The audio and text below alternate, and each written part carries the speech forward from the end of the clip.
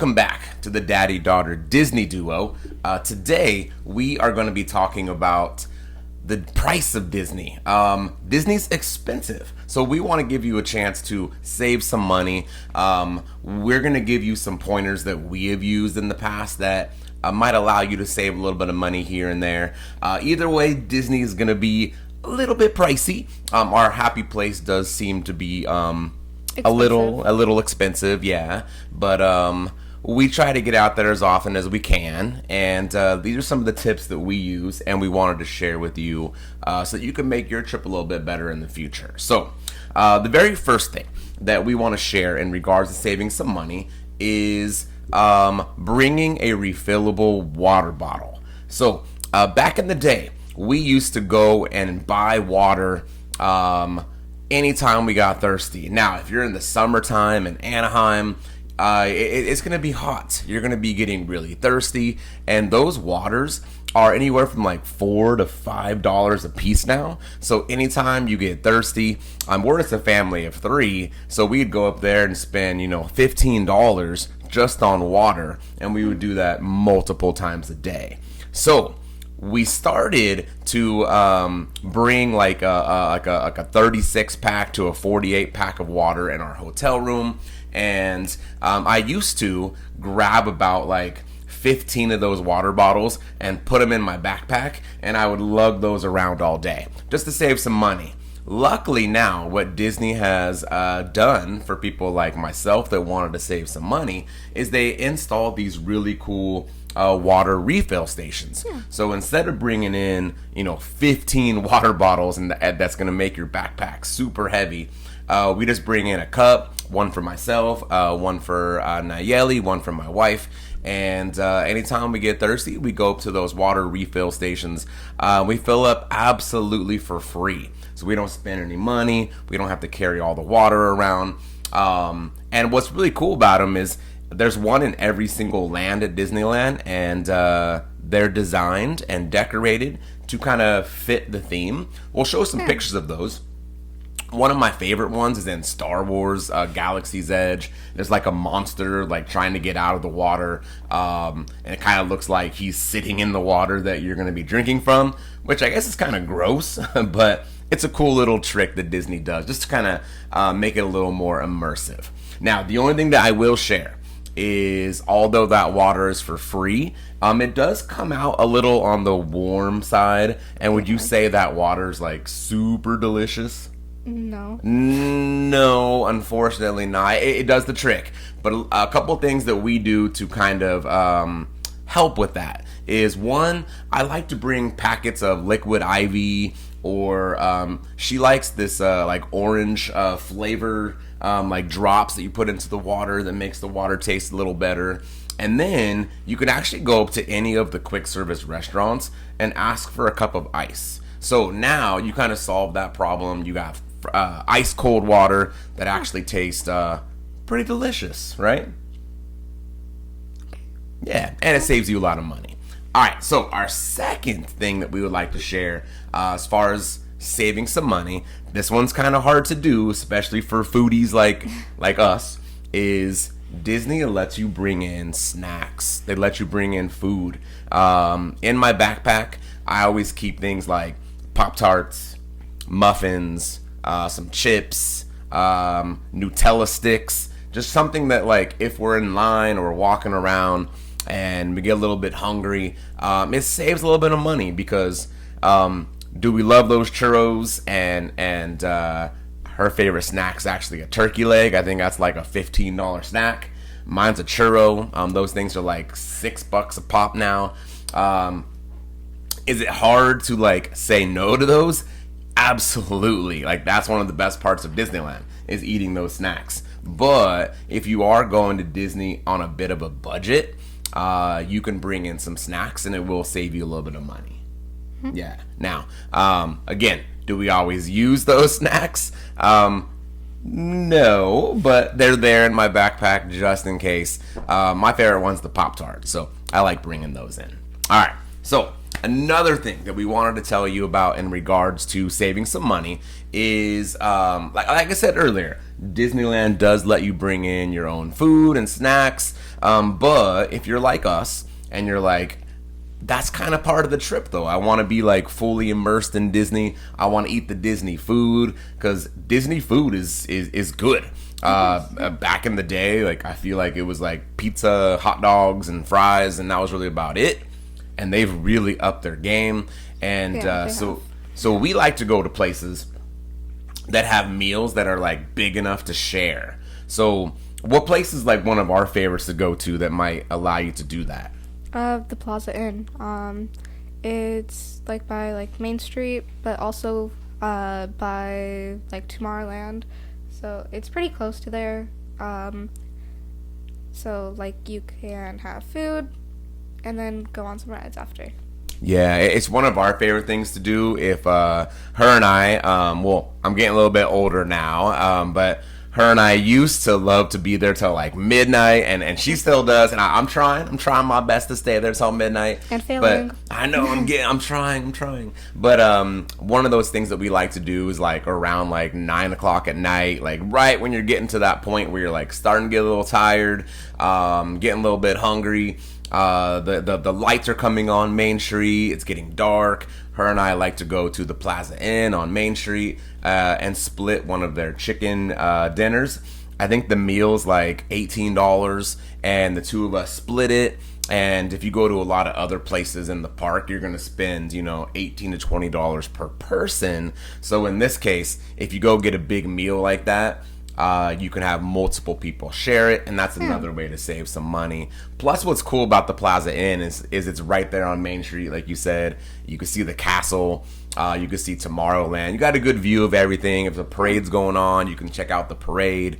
And it's also the place where they do Minnie's character breakfast in the morning. Now, that is not on our ways to save money. It's fun. That's going to jack up your price big time. But they do offer that at the same place for breakfast. Okay, so now we talked about water. We've talked about bringing in snacks, cheaper meals that are splittable. I think the biggest way that we always save money has got to be with the hotel. So we live about 6 hours away from Disneyland. So we, as a teacher, I try to get up there a couple times a year when I get on break. But so I don't have the privilege of like living right next to it and be able to just go over it whenever I want. So we have to stay at a hotel. Like we have no choice. So we have a few hotels that we would like to recommend to you that we have found to be pretty allows you to save some money. It allows you to just have a place to sleep that's still a nice place and it's safe. That you just might want to go back to and sleep and then head back to the parks all day like we do. So the very first hotel that I personally would like to recommend is the Alamo Inn. The Alamo Inn is about what would you say? Like maybe a 10-15 minute walk? Yeah. Okay. Of the 3 hotels that I'm going to give you, of the 4 hotels I'm going to give you, this might be the furthest of the walks. Because it's not on most of them. If you're familiar with Disneyland, there's 2 really big streets. There's Harbor Way, which has a lot of hotels, and there's Catella Way. Catella is going to be right behind California Adventure. So when we stay at Alamo Inn, you do have to walk down Catella and actually like walk past California Adventure. And then you have to either walk through the Grand California Hotel or walk the complete downtown Disney, right? So, but in my opinion, of the 4 hotels that I'm going to give you, if you are going on a budget, this would be my number 1 choice for you. It is super clean. It is the staff there is beyond friendly. It's walking distance from your room. You can see California Adventure. It's really cool. Yeah, and it's the very first hotel we ever took her to when she was 1 year old. So obviously you don't remember that, but the place is kind of special for me and my wife because it is the very first place that we ever had our very first Disneyland vacation on with you. And we are actually going to go down to Disneyland on November the 10th. That's we got to our 100 subscribers. Thank you. So we're gonna be there, but the hotel we're gonna stay at is the Alamo Inn. And for November 10th, when it's gonna be decked out for Christmas, I only spent $130 a night. It's you're not gonna beat that in a place that's walking distance. You're really not. So Alamo Inn, I highly recommend it. Now, are you gonna get this? Is it the Ritz Carlton? Are you gonna have this glamour with? No, you're not. It's literally like you walk in. It's a place to sleep. How do you feel about the Alamo Inn? Like, it's not amazing, but is it a decent place to go if you're gonna be at Disneyland all day and you just want to be there to come back and sleep and then go back and do it again? Yeah. Yeah. Like, the beds are comfy too. So. That was super. And we kind of lucked out last time we went. We ordered a room with 2 queens, and somehow they put us in, like, I think it was like a family suite, and we didn't have to pay extra for that. So, like, she had her own room. Was that kind of cool? It was cool. Yeah. So we're like, bye, good night. So anyways, Alamo Inn's going to be my number one. $130 a night. You really can't beat that. And that's at a busy time of year, guys. So the other 3 hotels, though, I'm going to recommend to you that are walking distance. It's going to save you money on parking. Parking at Disneyland, $30. $30 now. They already got you for, a $200 ticket to get in, and they want you to pay $30 to park. So I like to stay at hotels that you can park your car and just walk on in. So the next one is the Anaheim Hotel. And this one, I think, out of the 4 is your favorite. Is there any reason why? It has a pizza press inside of the hotel. It's literally connected. If you go into the lobby of the hotel, if you just look to your left. Yes, your left. Yep. I had to double check. Yep. It's right there. You can go and get some pizza, bring it back into the hotel room, and honestly, that's a fun thing to do. That's why you love it. Yeah. You could also get, like, wings there. It's a good place. It's pretty close to Disneyland, obviously. We stay there really often. Their pool is really nice. It's huge. It's an Olympic-sized pool. I think it's the only hotel within, like, a mile radius that has an Olympic-sized pool. It's ginormous. Yeah. It's huge. Yeah. It's really nice. Yeah. Cool. Yeah. So I agree. I think this place, again, are you gonna get this, like, super fancy hotel? No. If you want that, spend more money and stay at the Disneyland Hotel. But we're trying to give you a budget. So the Anaheim Hotel, though, I would say is a step above the Alamo Inn. And definitely. I was checking for the same dates in November, and this hotel was going for right about like $250 to $280 a night, depending on what kind of room you wanted. So a little more expensive. But like she said, it's got a pizza restaurant like inside the hotel. Yeah. It's got a bar. It does have it's small, but a gift shop. This one even has like a workout room if you want to do that. The pool's ginormous, and it has a beautiful view of the fireworks from the pool. Yeah, definitely. Yeah. We've done that a few times. Yep. It looked really cool. Yeah. You can't hear the music, but it's still fireworks. If you go to like a 4th of July event, there's no music attached to it. Yep. So you get to see these amazing fireworks from like the pool, and the pool is like lit up during that time. So the pool itself looks cool too.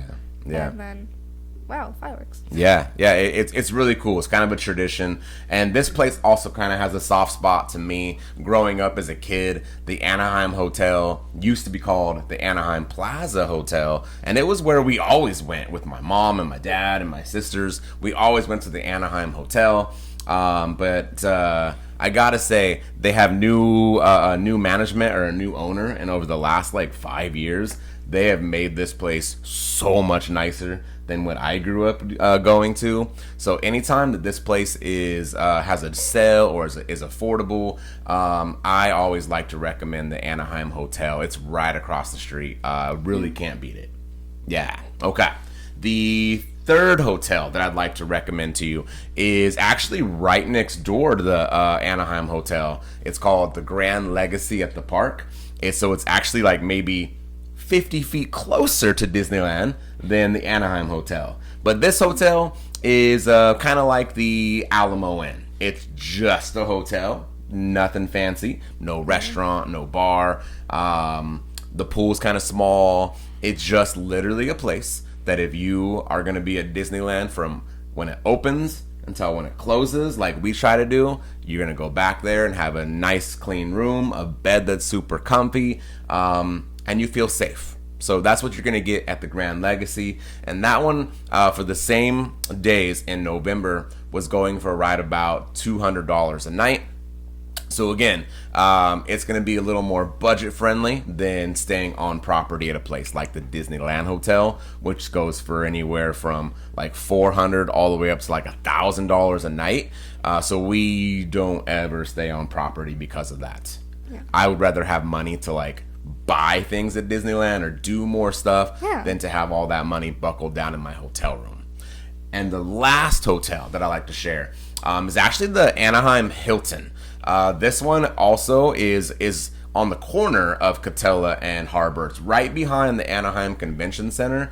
And you would think being a Hilton, it would actually be a little more expensive. But the Hilton always has really good deals. For the same night that we're going to be there in November was also going for about $200 a night, which I think is a really good deal, especially being in November when it's going to be, holiday season. Disneyland's going to be all decorated for us with Christmas stuff, which I'm excited about. So I think this is really where you're going to get the most bang for your buck. You're going to save so much money on the hotel. Go somewhere that's safe, that's got a nice bed that you could sleep in, and but's affordable. And the Hilton actually is, I'd say out of the four, would actually be like the nicest as far as like when you walk in. It's got the lobby, it's got a gift shop, it's got a Starbucks inside. That's kind of cool. The pool's like upstairs, like on like the third or fourth floor. That was kind of cool. It is a little further to walk, so if you're wanting a place close, stick with Anaheim Hotel or Grand Legacy.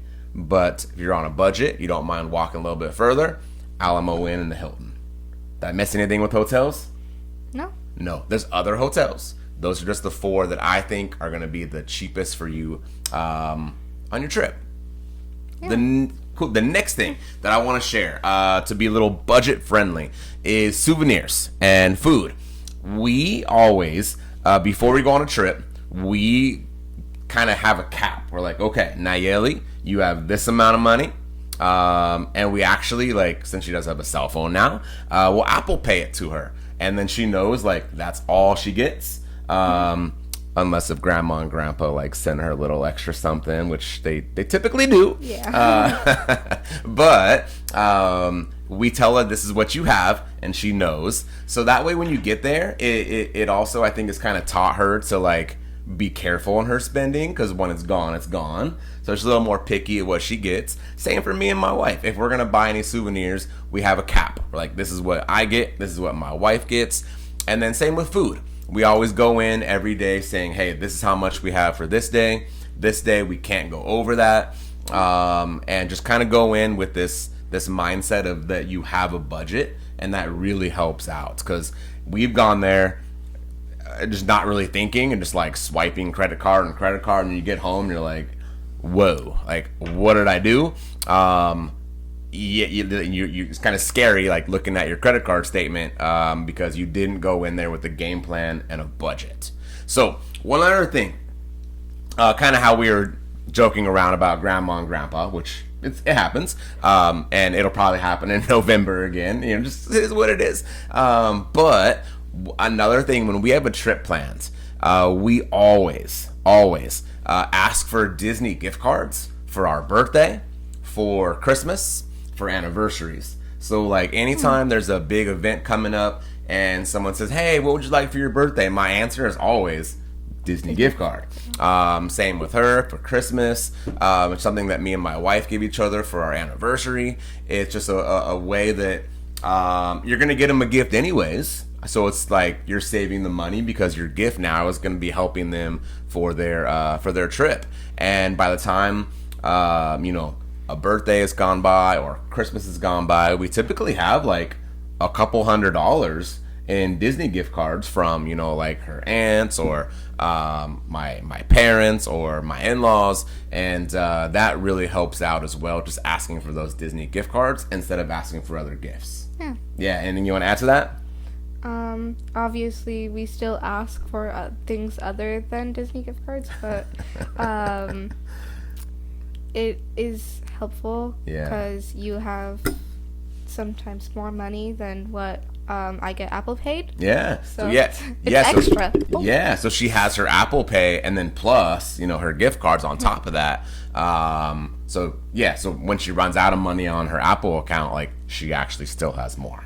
So it's cool. A cool little trick that we use to help make it seem a little more affordable than it is. So, another thing that I want to chat about, and this might not affect everyone, but before we do our episodes, I ask around for people to give advice. Like, hey, how do you save money? Do you have any input?